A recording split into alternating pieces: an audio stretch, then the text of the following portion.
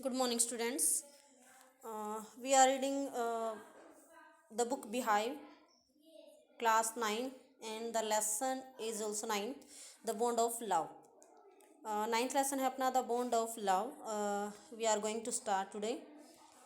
The lesson is about a bear, a sloth bear, जिसको पालतू बनाया जाता है राइटर की वाइफ के द्वारा। और राइटर की वाइफ जो है उसकी काफ़ी शौकीन हो जाती है, उसको अपने से दूर नहीं वो रख सकती है। तो ये लेसन हमें बताता है कि एक मनुष्य जो है उसका जानवरों से कितना अटैचमेंट हो सकता है और वो अटैचमेंट जो है किस हद तक जा सकता है। तो ये लेसन हमें बताता है उस अटैचमेंट के बारे में कि जो इंसान का जो अटैचमेंट जानवर का जो अटैचमेंट है इंसान से वो ज़्यादा जो है वफादारी दिखाता है, जबकि इंसान का इंसान से आपसी रिश्ता इतना वफादारी नहीं दिखा सकता है। Now let's start the lesson. Before you read में जो डिस्क्रिप्शन दिया वो देखिए। यहाँ पहले मैं बता देना चाहती हूँ कि बॉन्ड मीन्स क्या होता है, बंधन ऑफ लव, यानी बंधन, प्यार का बंधन इस लेसन का टाइटल है। Can there be love and friendship between human beings and wild animals? क्या जंगली जानवरों और मनुष्य के बीच में दोस्ती हो सकती है?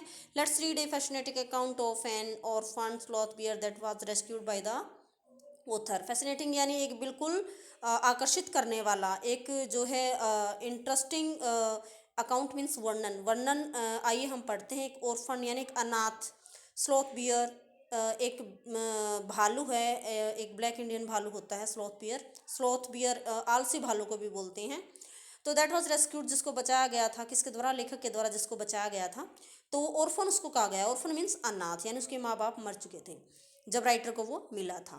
तो स्लोथ बियर्स इनहैबिट मीन्स निवास करते हैं फॉरेस्टेड एरियाज की। जो स्लोथ बियर होते हैं वो जंगली एरिया में वो निवास करते हैं, including the tropical rain forest of India की। जो ट्रॉपिकल रेन फॉरेस्ट होते हैं, जो वर्षावन होते हैं, उष्ण कटिबंधीय जो वर्षावन होते हैं, उन भागों में भारत के उन भागों में ये जो है पाए जाते हैं। एंड ग्रासलैंड और घास के मैदानों में एट लोअर एलिवेशंस, यानी जो लोअर एलिवेशन क्या होता है वैसे?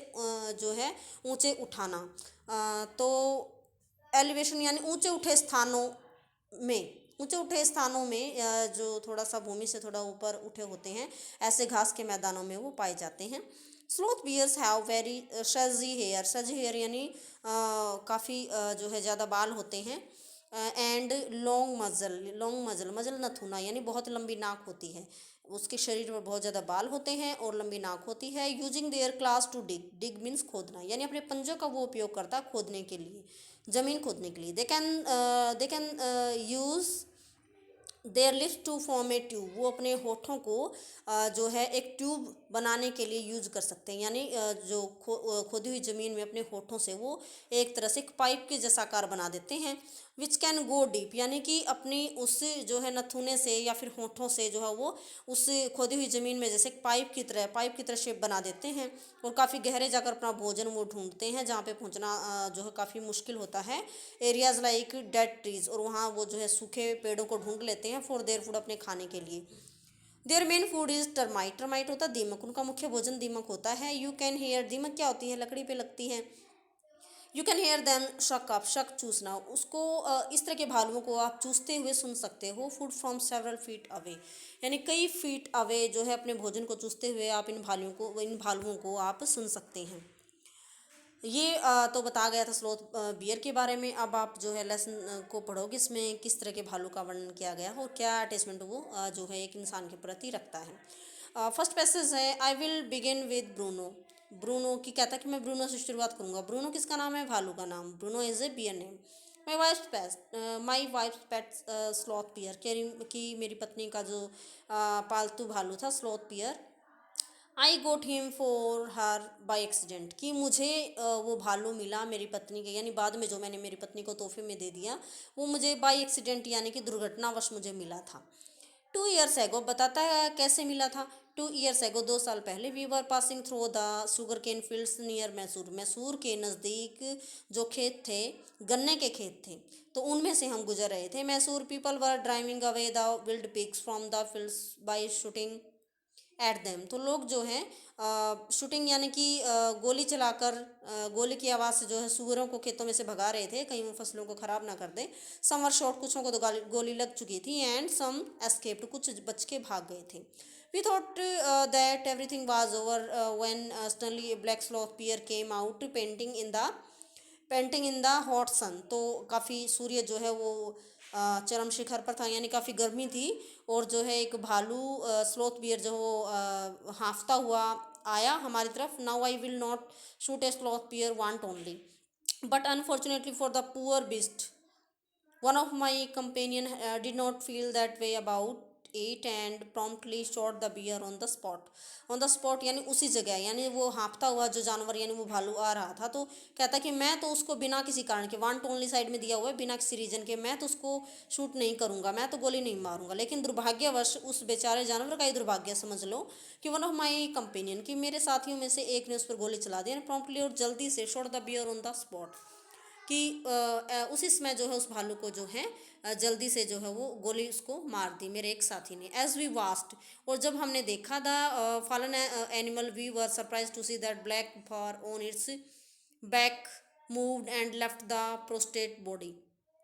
Then we saw it was, फिर कहता है कि एज वी वॉज, जब हम इसके पास पहुंचे, हमने देखा कि जो वो फॉलन एनिमल था, जो जानवर गोली लगने से गिरा था, वी वर सरप्राइज, हम देखकर हैरान थे, दैट द ब्लैक फर, यानी कि काले बालों का जैसे एक बंडल सा था, ऑन इट्स बैक, इसकी पीठ पर, वो भी जो है नीचे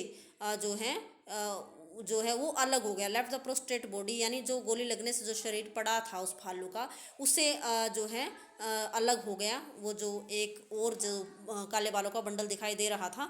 then we saw it was a, हमने देखा कि ये क्या चीज़ है। Then we saw it was a baby bear, हमने देखा ये तो भालू का बच्चा है। That had been riding on its mother's back, जो अपनी माँ की पीठ पर सवारी कर रहा था। When the stun shot had killed her, जब अचानक से उसको गोली लग गई। The little creature ran around its prostrate parent making a pitiful noise. तो पेरेंट यहाँ पे क्यों लिखा है, आपने पढ़ा होगा, पेरेंट्स हमेशा, पेरेंट्स में माता पिता दोनों आते हैं, लेकिन यहाँ पे क्योंकि उसकी मदर के साथ था, वो जो मरी है उसकी मदर थी, तो प्रोस्टेट यानी कि नीचे झुका हुआ जो शरीर था, जो मरा हुआ वो शरीर था, तो मेकिंग ए पेनफुल नॉइज। तो वो छोटा बच्चा इससे चारों तरफ घूम रहा था और बिल्कुल दयनीय शोर कर रहा था, क्योंकि उसकी माँ वो मर चुकी थी गोली लगने से, और वो अनाथ हो गया था।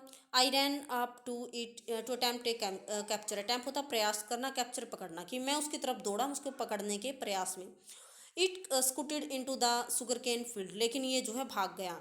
कहाँ भाग गया, गन्ने के खेतों में, मुझसे डर कर। फॉलोइंग इट, मैं इसका पीछा करता रहा, विद माई कंपेनियन, मेरे साथियों के साथ। I was at last able to grab it, और कहता कि अंत में मैं इसको, ग्रैब मीन्स पकड़ने में समर्थ हुआ, मैंने इसको पकड़ लिया। बाय द स्कर्फ, स्पर क्या होता है, स्कर्फ होता है गर्दन के पीछे का भाग, ऑफ इट्स नेक, किसकी गर्दन के पिछले भाग को मैंने पकड़ लिया। While it snapped and tried to scratch me, जबकि इसने जो है मुझे काटने की कोशिश की, स्क्रैच, और मेरे हाथों पर जैसे अपने लंबे पंजों से खरोंचे मारने की कोशिश की। हुक्ड क्लास, अपने जैसे हुक के जैसे इसके जो तेज़ पंजे थे, पैने पंजे थे, उनसे इसने मुझे खरोंच या मुझे चोट पहुंचाने की भी कोशिश की, लेकिन मैं उसको पकड़ने में मैं कामयाब हो गया। We put it in one of the gunny bags यानी जैसे बोरी होती है ना, बोरी देखी होगी, jute bag, we had brought, and जो हम लाए थे हमने उसे एक बोरी में रख लिया। I got back to Bangalore, तो मैं बेंगलोर चला गया। I duly presented it to my wife, मैंने इसको जो है क्लियरली यानी कि डली यानी क्लियरली मैंने इसे अपनी पत्नी को तोहफे में दे दिया। शी वॉज डिलाइटेड, वो बहुत खुश हुई। She at once put a coloured ribbon around its neck, उसने इसके गले में जो है एक लाल रंग का नहीं सॉरी कलर्ड यानी रंगीन रिबन उसने डाल दिया इसके गले में। After discovering the cup was a boy, और ये पता लगने के बाद कि वो एक मेल था यानी लड़का था वो भालू। शी क्रिस्टन्ड इट, क्रिस्टन्ड मीन्स नेम्ड, यानी उसने उसको नाम दिया, क्या नाम दिया, ब्रूनो, उसने उसको ब्रूनो नाम दिया। तो स्टूडेंट्स, बाकी आज हमने 5 पैसेज कर लिए हैं, कल हम 6 पैसेज शुरू करेंगे। Thanks, have a nice day.